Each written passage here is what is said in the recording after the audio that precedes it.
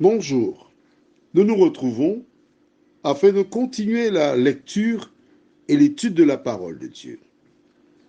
Tu te rappelles hier, en apprenant le décès de Jean-Baptiste, Jésus s'étant allé dans un lieu désert.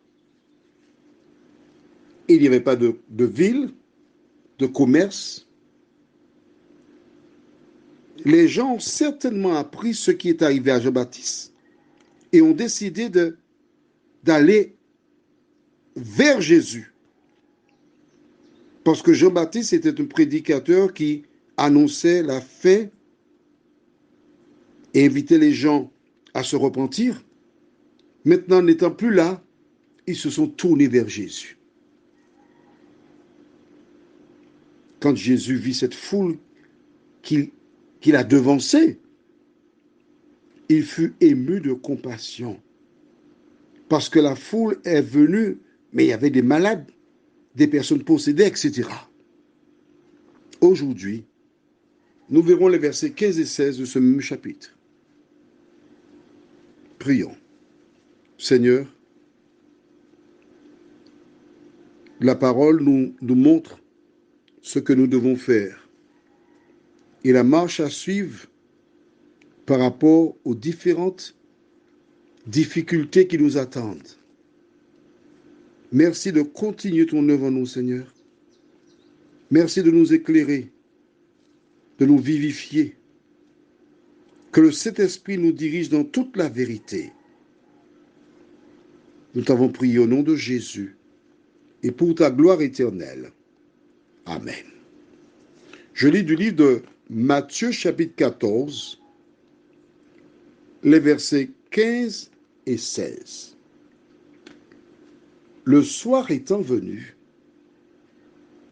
les disciples s'approchèrent de lui et dirent, « Ce lieu est désert et l'heure est déjà avancée. Renvoie la foule afin qu'elle aille dans les villages pour s'acheter des vivres. » Jésus leur répondit, « Ils n'ont pas besoin de s'en aller.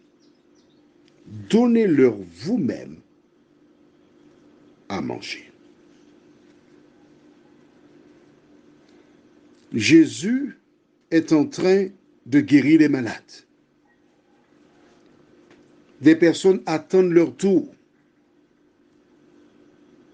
Au fur et à mesure, celles qui étaient dans le doute, qui pleuraient, qui étaient désespérées, retrouvaient le sourire. Et les gens voulaient rester en compagnie de Jésus parce qu'en lui, ils avaient la solution à leurs problèmes. Mais bientôt, le soleil commença à descendre à l'horizon. Et les disciples, que disent-ils? Ils recommandent à Jésus de renvoyer la foule. Il faut qu'ils partent. Parce qu'il n'y a rien à manger. Il faut qu'ils aillent se ravitailler et qu'ils aient de quoi subvenir à leurs besoins. On ne peut rien pour eux.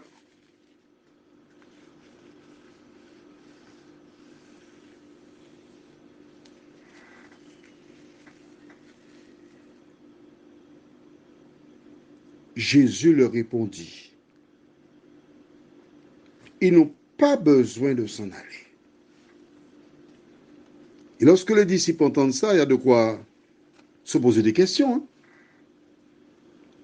Tu essaies d'imaginer dans un lieu désert, tu as des hommes, des femmes, des enfants, des nourrissons. Les petits-enfants sont bien gentils, mais à un moment donné, ils vont dire, maman, j'ai faim. J'ai faim, maman. Et il est difficile aux enfants de se contenir lorsqu'ils ont faim. Les adultes peuvent attendre, mais pas des enfants qui, en pleine croissance, doivent manger normalement. Les disciples dirent à Jésus quelque chose qui était rationnel. Il faut qu'ils partent pour qu'ils aient acheté à manger, se ravitailler. C'est rationnel. C'est clair, c'est net, c'est précis. Il n'y a pas à tergiverser. Ce qu'ils disent, ce n'est pas quelque chose d'anormal. C'est normal que les gens mangent. Mais Jésus leur dit, ils n'ont pas besoin de partir. Pourquoi? Ces personnes avaient de nombreux besoins.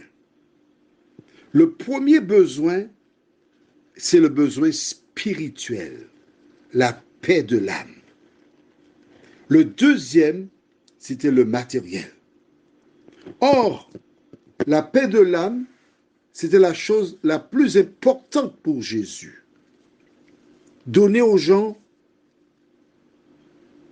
le repos, la solution à leurs problèmes.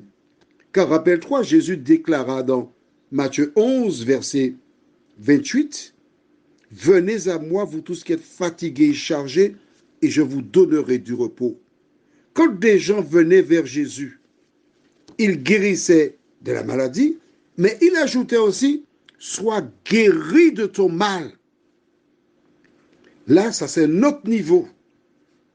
Rappelle-toi de cette femme qui avait eu la perte de sang depuis 12 ans. Elle entendit que Jésus allait chez Jairus. Il y avait un grand nombre de personnes qui ne lui permettaient pas de toucher aux vêtements de Jésus, parce qu'elle s'était dit, si seulement je peux toucher le vêtement, je serai guérie.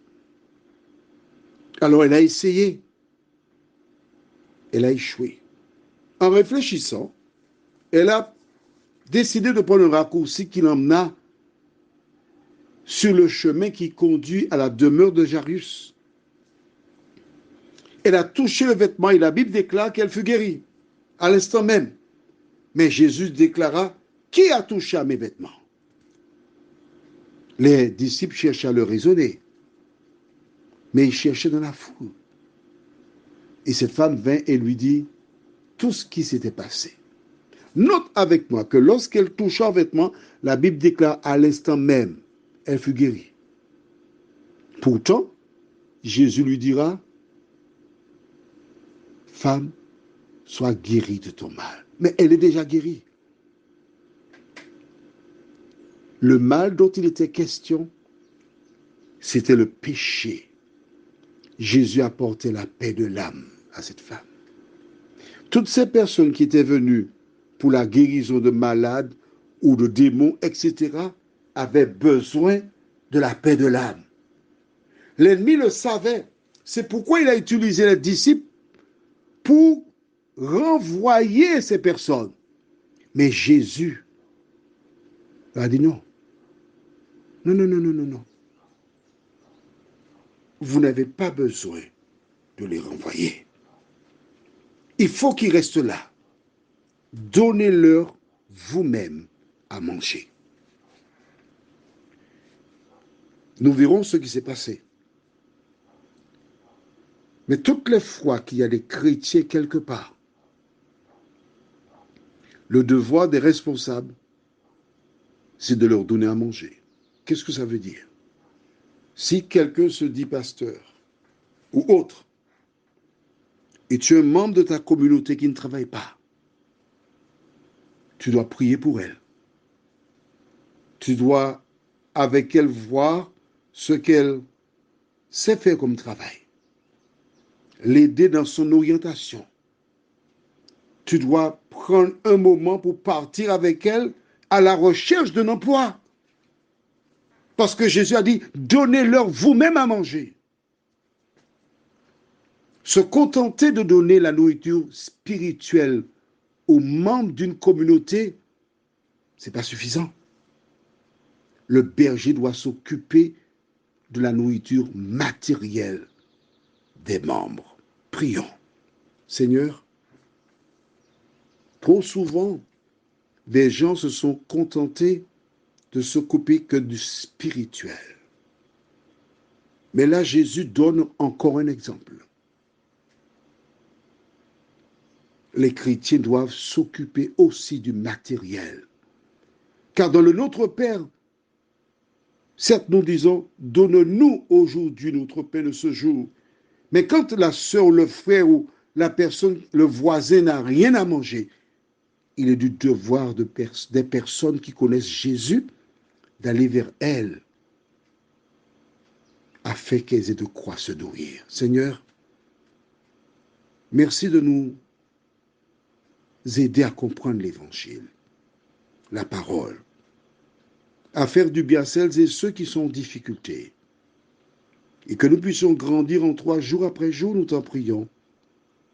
Au nom de Jésus, pour ta gloire éternelle. Amen. Je te souhaite une bonne journée. Et n'oublie pas, je ne te dis pas qu'il faut donner à manger aux SDF, à qui tu peux un sandwich, qui vont vendre le sandwich à un tarif moindre pour aller se ravitailler en produits illicites. Mais il faut accompagner les personnes qui en ont vraiment besoin. Que Dieu te dirige tout au long de cette journée. Je te souhaite une bonne journée. Et n'aie pas peur.